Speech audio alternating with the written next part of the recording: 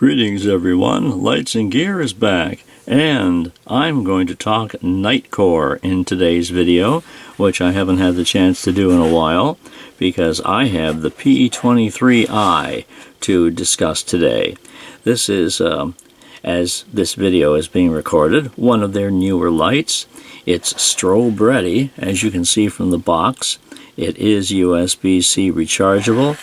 You'll get a 470 meter beam distance and 3,000 lumens as the top output, and that's all courtesy of a Luminus SFT70 LED. So let's get into this light, which they have as part of the new I generation series, and it is indeed a long-range tactical flashlight. So let's not waste any time here. Taking a look at the rest of the box here, it comes with its own battery, a very strong 21700 rechargeable lithium, 5000 mAh, so that'll give you a good long stretch of power. And there's also a holster and a USB-C charging cable, of course, and you have the manual in the box and a spare packet of accessories, which we'll all take a look at in a second. It has a dual button system, so there are two buttons on the base of the light, one for turning it on and for using tactically, and the other for changing the modes. So it's a very feature-filled light. And here are just a couple of the other statistics regarding its waterproofness to 2 meters and 2 meters as well for impact resistance. The box is intricately set up here. So here are the contents, and it has like a flap here on the bottom which opens up, which is different and very easy to deal with. So here is your sheath, your belt holster. Inside here is the USB-C charging cable. Oh, I didn't get the manual out of the box. There's that little guy. Also here is your accessory package. What was also included in here is the pocket clip, which I have since attached to the light. But here as well you have a spare O-ring and a lanyard. Here is the star of the show at between 5 and 6 inches long. So here is your P23i. Let's take a look at the head and your Luminus LED in there. As you can see, the reflector is smooth, and you'll see from the beam in a few minutes that it's like a burst of sun. Around the edge are these elements here for breaking glass. So the bezel here actually uses or utilizes high-strength silicone nitrate ceramics to enable its glass breaking performance. So that's something you can take to the bank if you're into glass breaking. Now, elsewhere on the light, as we sort of peruse it over a little bit, here is the pocket clip, which can be put on either upside, either upright or down, either up or down, in a couple of different spots here, so you can utilize that as you need be. Here is the USB port, of course, underneath the flap here, and you've got some nice knurling, some very nice grip action going on here in the center of the light, which would be the comfortable way to hold it. Here is the tail cap I was talking about a few moments ago. Here's your momentary light with your tactical switch, and this flat paddle area here is for changing the modes. and I'll explain how that works in due time here. There's actually two operating modes on the light. There's a daily mode and a tactical mode, and in each instance pressing the paddle or the mode switch while the light is off will produce a different action. And that also depends whether the light is on or off as to what it does, but as I said, I'll get to that here in a moment. They do include the battery, and I did mention that a little bit ago as well. They do actually caution you that, oh, here's inside the tail cap, by the way. They do actually caution you to only use their proprietary battery, because they will say that if you use somebody else's brand of 21700, you might find the light won't work. And I did actually find that to be the case. I had not read that while I was initially testing the light, and did put another brand of battery in it, and although it did work it did work initially, but I had let it sit for a day or so without using it, and then all of a sudden it wouldn't work at all. So I did take that to the bank as far as their suggestion to only use their battery. It also will not accept CR123s or other variations of lithium batteries. So you are pretty much, I don't like to use the word stuck, but this is the battery they give you, and this is the battery you should use. So just keep that in mind. There is also a voltage indicator, as you might have glanced there a second ago. This will go on each time you turn the light on. There it is in blue, and as I put the battery in, it gave me a few flashes to indicate the battery was in and is of sound mind. So when you do turn it on, you'll get the blue light. I think it does usually seem to stay on for a bit, or for the entirety of use. When it's solid like this, that means the battery voltage is at least 50% or more. If it starts to flash, then it will generally be under 50% or closer to 30%. And then if it flashes fast, then you've got a very weak battery at maybe 10% or so.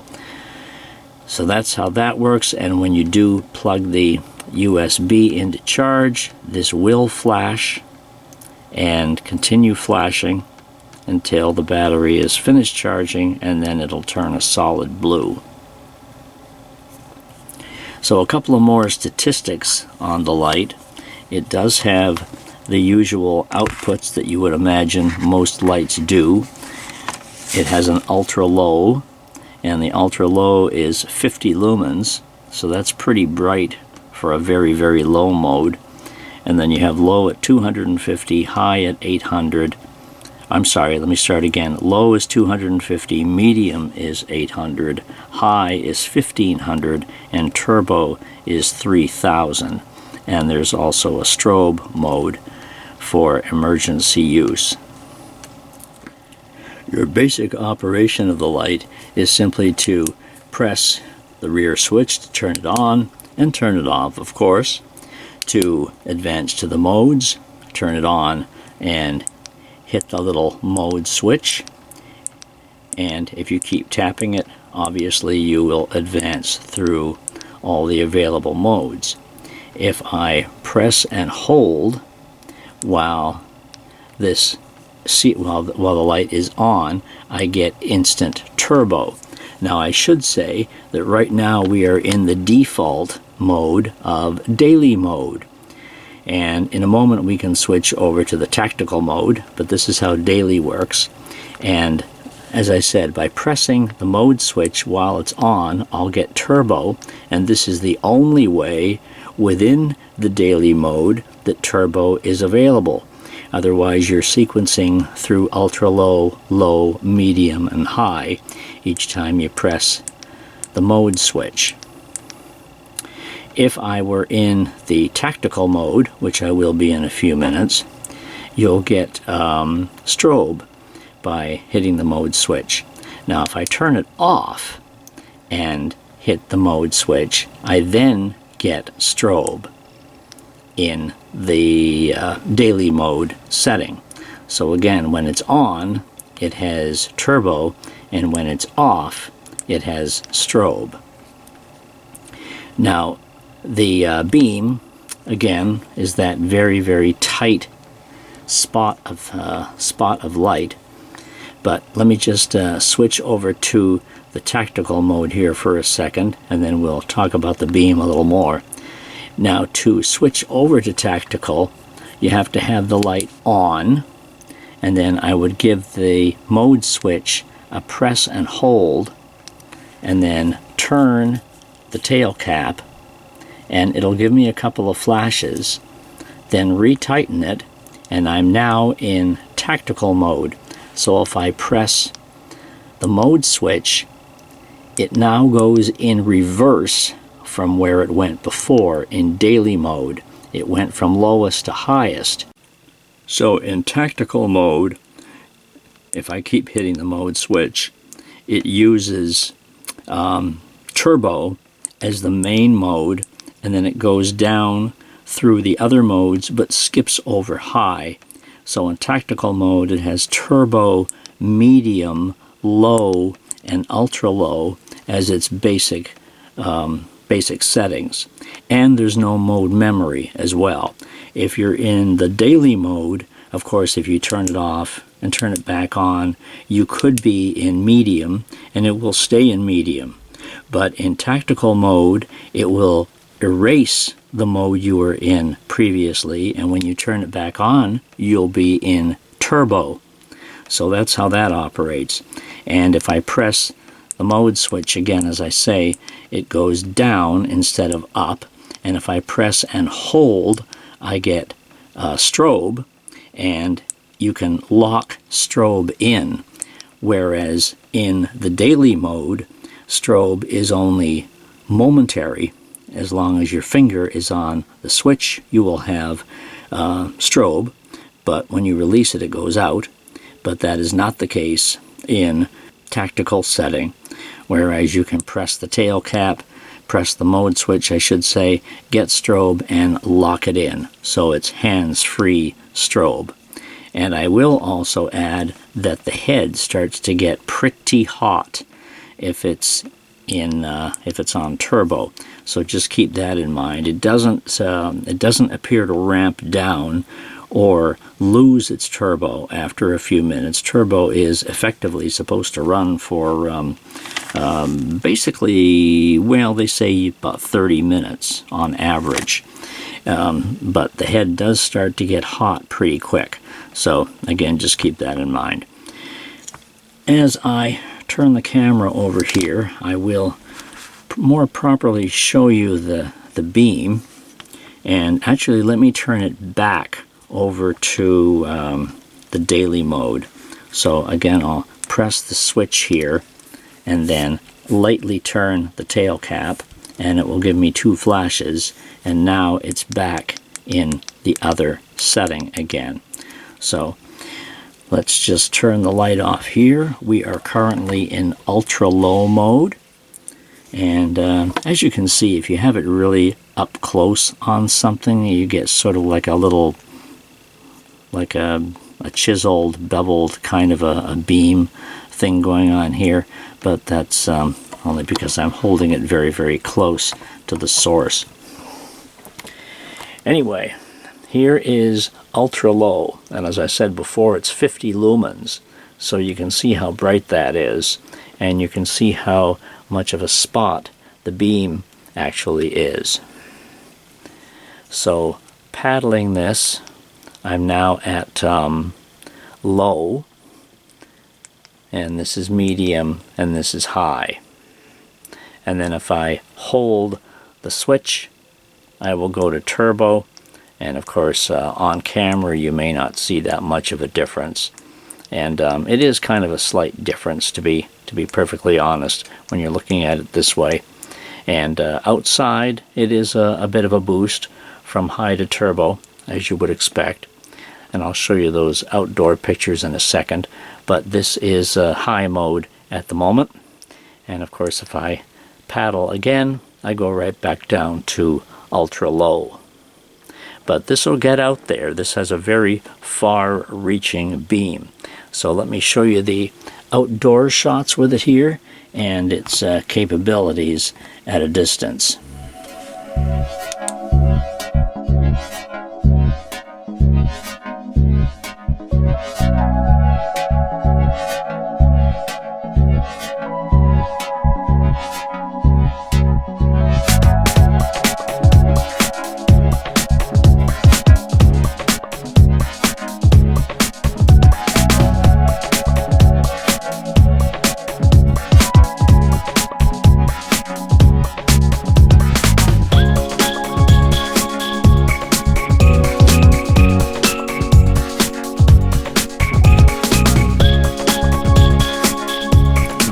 So there you go.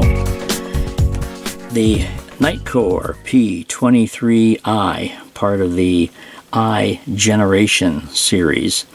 This is a very good light for anyone who's looking to have a light which is for outdoor explorer use, or first responder, for hunting, fishing, hiking, that sort of thing. Now, if you like the very spotlight beam of its characteristics, then it'll be a light that'll work great for you. If you prefer a floodier, less of a long distance beam, then this light is not going to be for you. So just keep in mind that you do have that big spotlight beam, and it's going to go far. So if that's your use for a flashlight, then this is your ticket right here. Nitecore was nice enough to furnish the light for me to take a look at, test out, and review. And if you'd like to check the review out in full at my website at lightsandgear.com, I encourage you to take a gander over there and do that. You'll get more information on the light and see some additional pictures. So take a look at that. If you have questions or comments, of course, you can leave those below in the description here. Thanks very much to Nitecore for having us be able to take a look at the P23i. Thanks for watching this video, and we'll talk to you next time. You take care now. Have a good one. Bye-bye.